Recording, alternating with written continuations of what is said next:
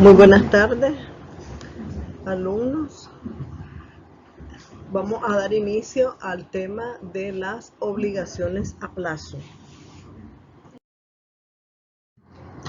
El objetivo de este tema es que el educando conozca cómo se clasifican las obligaciones a plazo.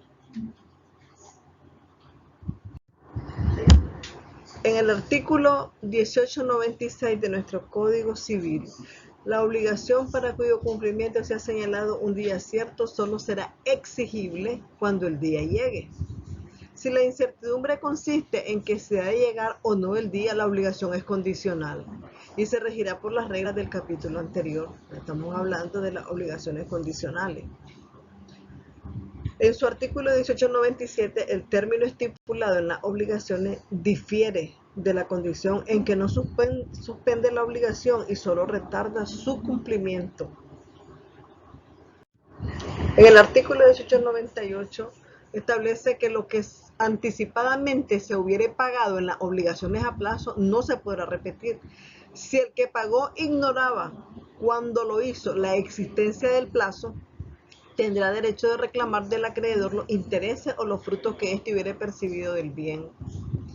En el artículo 1899, siempre que en las obligaciones se designe un plazo, se presume establecido en beneficio del acreedor y del deudor, a no ser que al tenor de aquella o de otra circunstancia resultare haberse puesto en favor del uno o del otro. El pago no podrá hacerse antes del plazo, sino de común acuerdo, salvo lo dispuesto en materia de consumidores y usuarios. Debemos entender que el plazo sirve tanto para el acreedor como para el deudor. Esto significa de que si usted tiene una fecha de plazo vencido, ¿verdad? Mientras no llegue el plazo, el otro también no puede exigir el pago. Eso favorece al deudor, pero también el plazo favorece al acreedor porque él tiene ya una fecha límite para que le pague. El artículo 1900 establece que si la obligación no señalare plazo, debe ejecutarse inmediatamente, pero si de su naturaleza y circunstancias se dedujere que ha querido concederse al deudor, el juez sumariamente fijará la duración de aquel, salvo los casos especiales establecidos por la ley. Del mismo modo fijará el juez la duración del plazo cuando éste haya quedado a voluntad del deudor y cuando por estar concebido en términos vagos y oscuros las partes no se han puesto de acuerdo sobre su inteligencia y aplicación. Es decir, que si ellos no estipulan en ese contrato de obligación un plazo, en este caso lo hará el juez.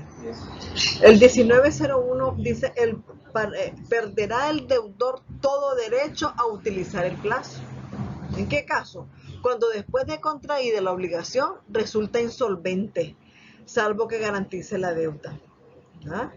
Es decir, que él no tiene, después de que contrajo la obligación, él no tiene con qué pagar. Pero si él garantiza la deuda, es otra cosa.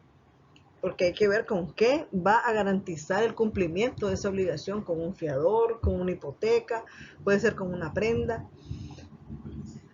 ¿En qué otro caso el deudor pierde el derecho a utilizar el plazo? Cuando no otorgue al acreedor las garantías, no otorgue al acreedor las garantías que estuviera comprometido. Es decir, él no está prestando ningún tipo de garantía, entonces él pierde ese derecho.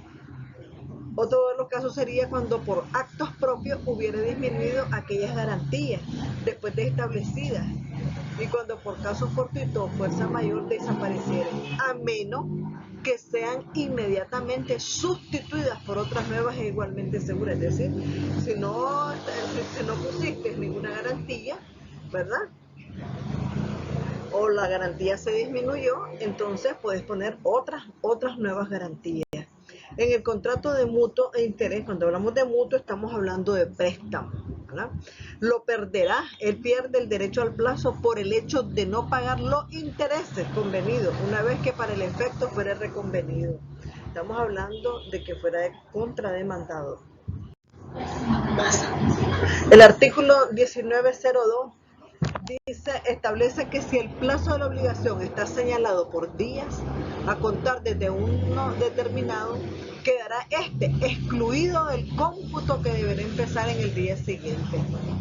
El artículo está claro. El artículo 1903 establece que en las obligaciones a plazo cierto, los derechos son transmisibles, aunque el plazo sea tan largo que el acreedor no pueda sobrevivir el día del vencimiento.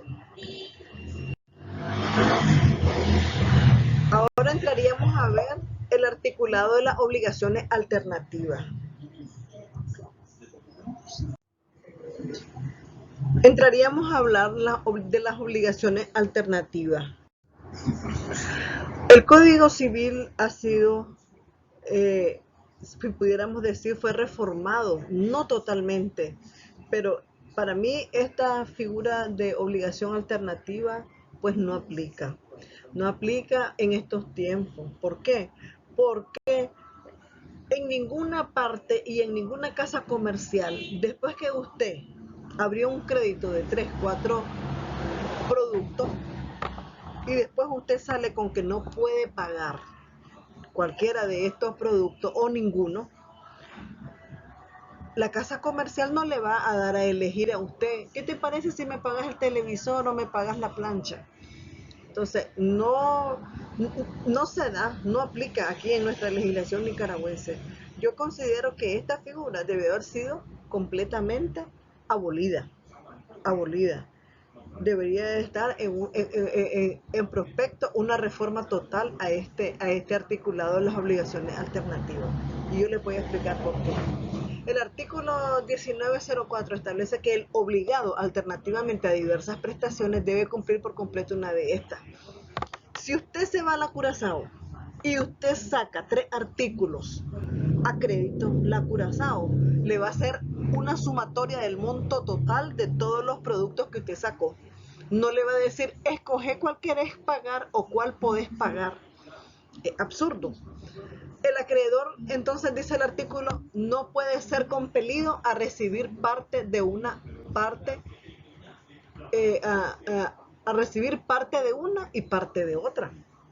Es decir, es ridículo, es absurdo que el acreedor te va a agarrar una cuota de un artefacto o de un producto y otra cuota de otro producto. Ellos te hacen un total, la sumatoria de todo lo que usted sacó a crédito. ¿Ah? El artículo 1905 habla de la elección, que la elección corresponde al deudor, a menos que expresamente se hubiera concedido al acreedor. El deudor dice no tendrá derecho a elegir las prestaciones imposibles ilícitas o que no hubieran podido ser objeto de la obligación. El artículo 1906 dice que siendo la elección que corresponde al deudor, no puede el acreedor demandar determinadamente uno de los bienes debidos, sino bajo la alternativa en que se le deben. Por ese motivo es que yo digo que esta figura no aplica dentro de nuestra legislación. ¿Por qué? Porque el acreedor no le va a dar el derecho de elegir al deudor qué artículo va a pagar. Él te hace una sumatoria y usted va a pagar el total de todo lo que usted sacó a crédito. Sigamos. El artículo 1907 dice la elección producirá efecto, ¿verdad? Sino después que fuere notificada. El artículo 1908 dice el deudor perderá el derecho de elección cuando de las prestaciones a que alternativamente estuviera obligado solo una fuere realizable. ¿Ah? Seguimos hablando de lo mismo, ¿verdad? Él pierde el derecho de elección, pero aquí no aplica en nuestra legislación nicaragüense esa elección. El artículo 1909 establece que la obligación es simple, aunque contraída en forma alternativa, si una de las dos cosas prometidas no podía ser objeto de la obligación. Estamos hablando de que o pagas una o pagas la otra. No aplica. En el artículo 1910, la obligación alternativa también se convierte en simple si pereciere uno de los bienes prometidos o no pudiera ya entregarse, aun cuando esto sucede por culpa del deudor. No puede ofrecerse el precio del bien en lugar del mismo. Si hubiera perecido ambos bienes y el deudor tuviera culpa respecto de uno de ellos, debe pagar el precio del último que haya perecido. El artículo 1911 establece que el acreedor tendrá derecho a la indemnización de daños y perjuicios cuando por culpa del deudor hubieran desaparecido todos los bienes que alternativamente fueron objetos de la obligación. Aquí parte de este artículo podemos tomar que sí se aplica en nuestra legislación solo en el hecho de que si usted se va a una casa comercial y saca un artículo, vamos a decir, usted sacó una cama matrimonial y usted se la dio a su amante. Esa cama matrimonial, usted se peleó con su amante y su amante se la llevó. Y usted deja de pagarla porque usted está molesto, porque usted terminó esa relación con su amante. Pero viene a la casa comercial y le exige a usted el cumplimiento de la obligación. Pero ante el incumplimiento de la obligación, de acuerdo a la ley de prenda comercial, la prenda responde ante el incumplimiento de la obligación. ¿Qué significa esto? Que viene la casa comercial a su casa a retirar el producto que usted sacó a crédito y no está la prenda, ¿verdad? Entonces, en ese caso, la casa comercial lo va a demandar a usted por la vía judicial, por no tener la prenda, ¿verdad? Porque la prenda se desapareció. O en otro caso sería también si la prenda se destruyó, que viene equivalente a decir que se desapareció. Entonces, ahí estamos frente a un posible juicio, ¿verdad? A un posible juicio por incumplimiento de la obligación. ¿Ah? Entonces, en este caso, el acreedor dice, tendrá derecho a la indemnización de daños y perjuicios, cuando por culpa del deudor hubiera desaparecido todos los bienes. Pero aquí después habla que alternativamente fueron objetos de la obligación. Aquí no existe elección de alternativa, me pagas esto, me pagas aquello. Aquí o lo pagas todo o te embargamos. La indemnización se fijará tomando por base el valor del último bien que hubiera desaparecido o el del servicio que últimamente se hubiera hecho imposible. Esto no aplica en nuestra legislación. El artículo 1902 establece que cuando la elección hubiera sido expresamente atribuida al acreedor, la obligación cesará de ser alternativa desde el día en que aquella hubiera sido notificada al deudor. Y estamos hablando de que ellos le dan oportunidad al deudor de que elija alternativamente qué es lo que va a pagar. Hasta entonces la responsabilidad del deudor se regirá por las siguientes reglas. Si alguno de los bienes se hubiera perdido por caso fortuito, cumplirá entregando el que el acreedor elija entre los restantes o el que haya quedado si uno solo subsistiera. Después habla de que si la pérdida de los bienes hubiera sobrevenido por culpa del deudor, el acreedor podrá reclamar cualquiera de los que subsistan en el precio del que por culpa de aquel hubiera desaparecido. Si todos los bienes se hubieran perdido por culpa del deudor, la elección del acreedor recaerá sobre su precio. Las mismas reglas se aplicarán a las obligaciones de hacer o de no hacer en el caso de que alguna o todas las prestaciones resultaran imposibles. La diferencia de lo que establece el código con la vida real que nosotros tenemos aquí en Nicaragua en este año 2020 es que usted saca varios artículos a crédito y le hacen un monto total, una sumatoria para que usted pague y comience a pagar y amortizarlos todos simultáneamente, porque le hicieron una sumatoria. No existe en Nicaragua el hecho de que usted va a pagar alternativamente, voy a pagar este porque este puedo, ahora no puedo pagar aquel. No existe esa elección. Ahora entraremos a ver las obligaciones facultativas. En el artículo 19.13 establece que es facultativa la obligación que tiene por objeto un bien determinado, pero concediendo al deudor la facultad de pagar con ese bien o con otro que se designe. Aquí se le otorga facultad al deudor de pagar con otra cosa. En el artículo 914, en la obligación facultativa, el acreedor no tiene derecho para pedir otro bien que aquel que el deudor es directamente obligado.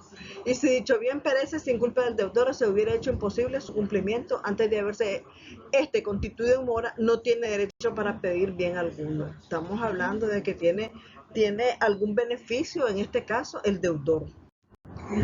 En el artículo 1915, la naturaleza de la obligación facultativa se determina únicamente por la prestación principal que forma el objeto de ella. Cuando hablamos de naturaleza estamos hablando de dónde se origina. ¿verdad? Y es que se determina únicamente por la prestación principal que forma el objeto de ella. El artículo 1916 establece cuando la obligación facultativa es nula por un vicio inherente a la prestación principal, lo es también aunque la prestación accesoria no tenga vicio alguno. Es decir, extinguida la prestación principal se extingue también porque el vicio afecta tanto a lo principal como a lo accesorio. El artículo 1917 establece que si el objeto de la obligación principal hubiera perecido o se hubiera hecho imposible por culpa del deudor, el acreedor puede pedir el precio de la que ha perecido o el bien que era objeto de la prestación accesoria. Estamos hablando que el acreedor aquí está eligiendo, ¿verdad? Puede pedir el precio de la que ha perecido o el bien que era objeto de la prestación accesoria. En el artículo 1918, la nulidad del acto jurídico por motivo del objeto de la prestación accesoria no induce nulidad en cuanto a la obligación principal. Es decir, puede extinguirse la obligación accesoria, pero no la principal. Estamos hablando de que puede extinguirse el fiador, puede cambiar de fiador, puede cambiar de prenda, puede cambiar de cualquier garantía inmobiliaria, pero eso no implica que el cambiar la garantía inmobiliaria, la prenda o el fiador va a extinguir la deuda, la obligación principal.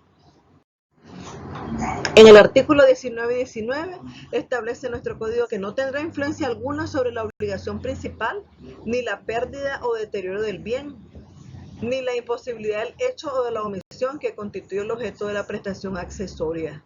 Es decir, que el daño que sufre la prestación accesoria no va a influir sobre la obligación principal. La obligación principal, usted debe y usted tiene que pagar. El artículo 1920 establece en caso de duda sobre si la obligación es alternativa, facultativa, se tendrá por alternativa. Ese es un beneficio que se le está otorgando al deudor, que si no puedes pagar de una manera, puedes pagar de otra. Ahora entraríamos a ver qué son las obligaciones de género. Nuestro Código Civil establece, esto es nuevo, novedoso, establece en su artículo 1921, son obligaciones de género aquellas que se deben indeterminadamente un individuo de una clase o género determinado. En la obligación de género, el acreedor no puede pedir determinadamente ningún individuo y el deudor queda libre de ella entregando a cualquier individuo del género con tal que sea de una calidad a lo menos mediana. Estamos hablando de que se debe una obligación de género. El deudor queda libre de la obligación si él entrega a cualquier individuo del género. Entonces aquí sale beneficiado el deudor. En el artículo 1923 dice, la pérdida de alguna cosa del género no extingue la obligación y el acreedor no puede oponerse a que el deudor la enajene o destruya mientras subsisten otras para el cumplimiento de lo que se debe. Es decir, estás perdiendo una cosa de género, pero si vos perdés, puede ser algo del género, eso no implica que se va a extinguir la obligación, por supuesto que no, la obligación persiste. Y el acreedor no puede oponerse a que el deudor enajene o destruya, mientras subsisten otras para el cumplimiento de lo que se debe, ¿verdad? Es decir, el acreedor no se va a oponer a que él venda para poder venda alguna cosa accesoria para poder pagar la principal. Entraríamos a ver las obligaciones solidarias. Nuestro Código Civil en su artículo 1924 establece que la concurrencia, ¿cuándo se da esta obligación solidaria? Se da con la concurrencia de dos o más acreedores, o también puede darse con la concurrencia de dos o más deudores en una sola obligación. No implica que cada uno de aquellos tenga derecho a pedir, ni cada uno de estos deba prestar íntegramente las cosas objeto de la misma. Solo habrá lugar a esto cuando la obligación expresamente lo determine, constituyéndose en el carácter de solidaria.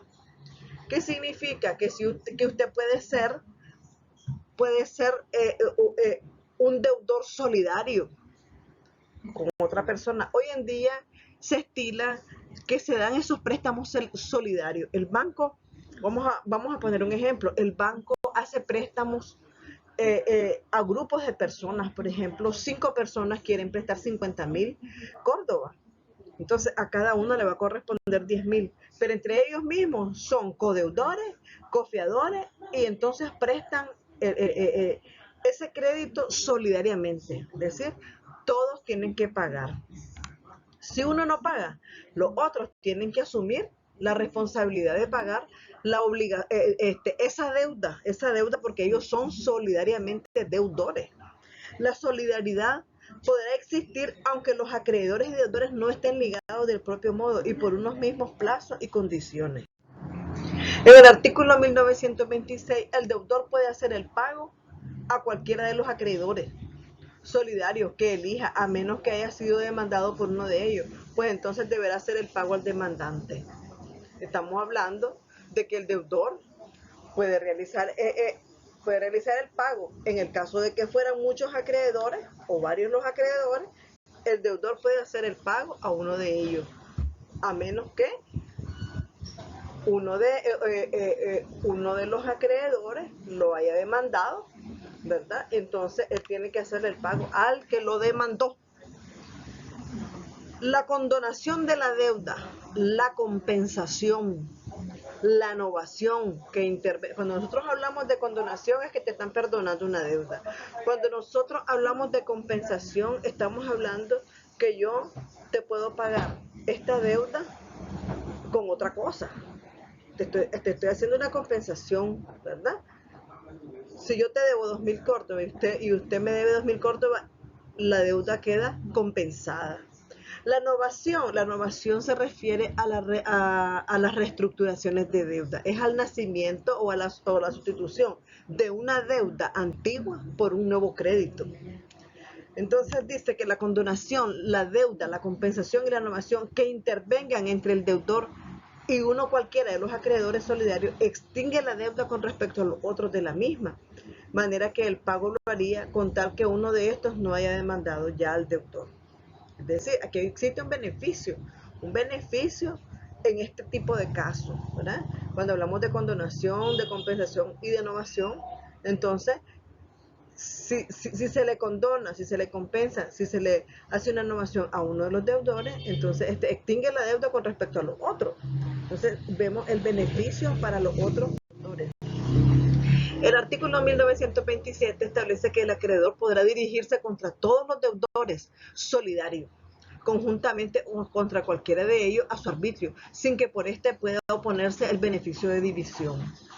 Entonces, aquí vemos que el acreedor tiene esa amplia facultad para dirigirse a los deudores solidarios, puede demandarlos a todos ellos, ¿verdad? El artículo 1928 establece que la demanda intentada por el acreedor contra alguno de los deudores solidarios no extingue la obligación solidaria de ninguno de ellos. Es decir, si tenemos varios deudores y hay un solo acreedor y este acreedor demanda a uno de ellos, eso no implica de que los otros también quedan exonerados o que se extingue la obligación. No están exonerados de pagar su crédito. Ellos tienen esa deuda y tienen que pagar. Pero si se está demandando a uno de ellos, también el otro va a responder en juicio por su parte, por lo que él deba. El artículo 1929, si del texto de las obligaciones a que se refiere el artículo 1924 no resultare otra cosa, el crédito o la deuda se presumirán divididos en tantas partes iguales como acreedores o deudores hayan reputándose crédito o deudas distintos unos de otros. Estamos hablando de que en esas obligaciones solidarias, por lo general, el monto total se divide entre todos los deudores, ¿verdad? Y así responden unos por otros. Por eso se llaman obligaciones solidarias. El artículo 1930 establece que si la división fuera imposible, solo perjudicarán al derecho de los acreedores los actos colectivos de estos y solo podrán hacerse efectiva la deuda procediendo contra todos los deudores. Si alguno de estos resultara insolvente, no estarán obligados los demás a suplir su falta. En este caso, si uno de los deudores no resulta insolvente, no está trabajando, no está laborando, no tiene con qué pagar, entonces dice aquí, no están obligados los demás a suplir su falta. Es decir, él tiene que pagar su parte. ¿Cómo? ¿De dónde? Será con sus bienes, ¿verdad? Pero él tiene que suplir su falta, tiene que pagar su obligación, su crédito. El artículo 1931 establece que el deudor solidario puede oponerse a la demanda. Todas las excepciones, puede oponer en la demanda todas las excepciones que resulten de la naturaleza de la obligación y además todas las personales suyas, de las que personalmente correspondan a los demás. Solo podrá servirse en la parte de deuda de que estos fueren responsables. Estamos hablando de que este fiador solidario sí puede en su demanda oponer cualquier tipo de excepción, hasta excepciones personales, ¿verdad? Para defenderse en juicio. El artículo 1932 establece que la compensación solo puede ser opuesta por el codeudor, cuyo crédito la produzca, pero con relación a la parte de tal codeudor, en la deuda solidaria la compensación se opera también en provecho de los otros codeudores. Porque estamos hablando de que si uno de los deudores paga solo, estamos hablando de 50.000 córdobas, paga sus 10.000 córdobas, él queda libre, ¿verdad? Pero si se va a extinguir la obligación de uno de los deudores, los otros siguen debiendo, ¿verdad? Pero pero si estamos hablando de compensación, estamos hablando de que ellos deben y otros también les deben la misma cantidad, entonces se opera una compensación y solo puede ser opuesta por el codeudor cuyo crédito la produzca. Pero en relación a los otros codeudores, la deuda solidaria, la compensación se opera también en provecho de los otros codeudores. Pero estamos hablando de una compensación. Si debíamos 50.000 Córdoba y otros nos debían 50.000, se opera la compensación y también cubre y favorece a los otros codeudores. El artículo 1933 dice que los hechos u omisiones de cualquiera de los deudores solidarios aprovechan o perjudican a sus codeudores. Por supuesto, todas las acciones que ellos cometan perjudican a los otros deudores en las consecuencias legales que tales hechos u omisiones tengan respecto de la deuda, salvo el derecho de indemnización contra el deudor que por culpa o dolo perjudique a los demás. Ustedes saben que la regla general es que cuando las cosas se hacen por dolo, negligencia o imprudencia, tienes que pagar, ¿verdad? Y no puedes causar un daño a otro sin pagar.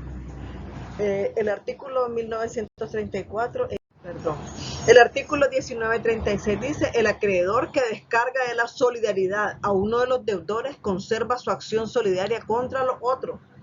Es decir, si él va a tomar acción judicial contra uno de los deudores, también puede y se reserva su derecho de entablar demandas sobre los otros codeudores.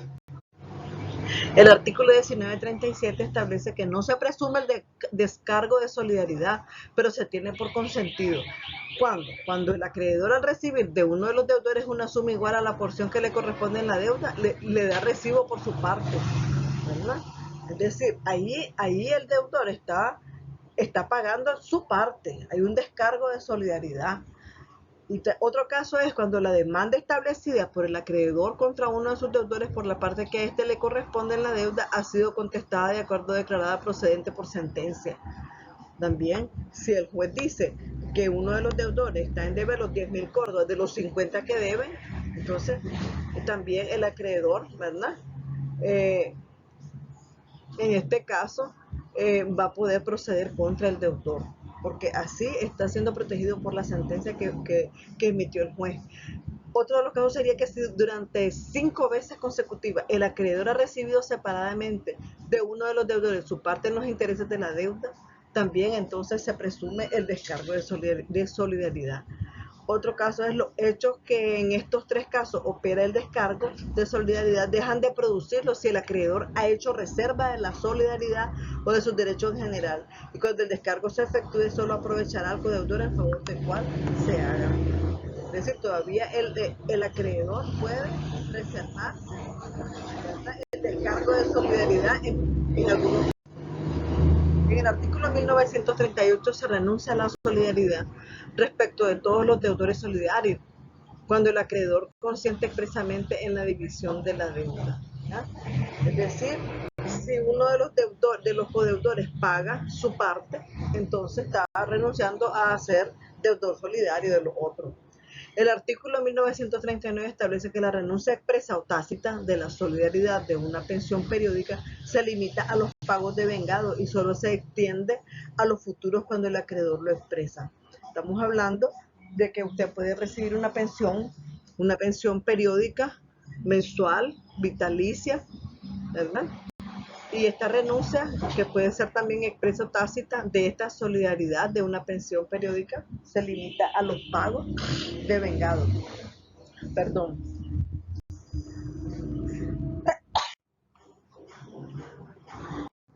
El artículo 1940 establece que la remisión de la deuda hecha por cualquiera de los acreedores solidarios o con cualquiera de los deudores de la misma clase extingue la obligación. Eso ya lo sabemos nosotros, que al remitir usted su crédito de un acreedor a otro, se extingue la deuda, ¿verdad? Pero también igual, si usted remite, el deudor hace una remisión de la deuda a otro deudor, también se extingue. Esta es otra de las formas de extinción de las obligaciones. Y salvo que el acreedor reserve sus derechos contra los otros, y en tal caso se deducirá de la deuda la parte del deudor que se hizo la remisión, porque estamos hablando de deudores y de acreedores solidarios, ¿verdad? También. Entonces hay que tomar en cuenta la parte de la solidaridad de esa obligación que existe dentro de ese grupo. El artículo 1941 establece que el acreedor que haya ejecutado el acto, así como el que cobra la deuda, responderá a los demás de la parte que le corresponde en la obligación. Esto se aplica también cuando hay confusión, compensación o novación, ¿verdad? El artículo 1942, el convenio del acreedor con uno de los deudores solidarios respecto a plazo, modo de cumplirse la obligación, solo afecta al deudor con quien se hizo el trato, de modificar el plazo, ¿verdad? De modificar el modo de cumplirse esa obligación. En el artículo 1943, la novación entre el acreedor y uno cualquiera de los deudores solidarios libera a los otros. ¿Por qué? Porque cuando nosotros hablamos de novación, estamos hablando de una reestructuración, que es la creación de sustitución de un crédito nuevo por un crédito viejo. Usted puede hacer una reestructuración en el banco con un nuevo fiador y con un nuevo monto, pero el deudor sigue siendo el mismo, ¿verdad? Entonces a eso nosotros entendemos por novación entre el acreedor y uno cualquiera de los deudores solidarios. Libera a los otros a menos que estos accedan a la obligación nuevamente constituida. El artículo 1944 dice que los codeudores solidarios se dividen entre sí la deuda por partes iguales a menos que hubiera pacto en contrario. Eso ya lo hemos visto en estos grupos que prestan y que hacen esos créditos solidarios, se reparten el monto que prestan entre ellos y después unos son solidarios entre ellos mismos, responden, ¿verdad? Ante esa solidaridad. El artículo 1945 establece que la porción del deudor insolvente se reparte entre sus demás codeudores, comprendiéndose entre estos a aquellos a quienes el acreedor hubiera descargado de la solidaridad o cuya obligación hubiera dejado de existir por confusión y remisión. Estamos hablando que hubo un descargo de esa solidaridad, ¿verdad? ¿Por qué? Porque hay un deudor insolvente. Entonces, la parte que no pagó el deudor se reparte entre los otros codeudores. El artículo 1946 establece inaplicable. El artículo 1947 establece que el codeudor que paga la deuda común o la extingue por alguno de los medios equivalentes al pago tiene derecho de repetir de sus demás codeudores la parte de cada uno junto con costos y con intereses desde el pago, aunque la deuda no produzca tales intereses. Entonces, estamos hablando que un codeudor paga esa deuda, inmediatamente se extingue, ¿verdad? La extingue al pagar, porque el pago es una forma de extinguir la obligación. Y tiene derecho a repetir de sus más codeudores la parte de cada uno, porque él puede pagar el total de toda la deuda. Si él la paga, después él tiene acción de reembolso y tiene acción de acción penal contra esa persona que le debe, ¿verdad? Y que no le quiere pagar. También una acción civil, porque la acción civil puede entablarle un juicio ordinario de pago para que le pueda devolver la plata que él pagó. El artículo 1948 establece que el codeudor culpable debe indemnizar a su codeudor no culpable de lo que éste haya pagado al acreedor por causa de la falta de aquel. Claro, si usted paga lo que le corresponde a un codeudor, también tenés que indemnizarle, ¿verdad? lo que, lo que se pagó, lo que hizo aquella persona que pagó una deuda que no era de ella. El artículo 1949 establece que si el bien hubiera perecido o la prestación se hubiera hecho imposible sin culpa de los deudores solidarios, la obligación quedará extinguida. Entonces, estamos hablando de que el bien perece, y al extinguirse porque perece el bien sin culpa de los deudores solidarios, entonces se extingue la obligación. Este artículo es bueno porque favorece a los codeudores.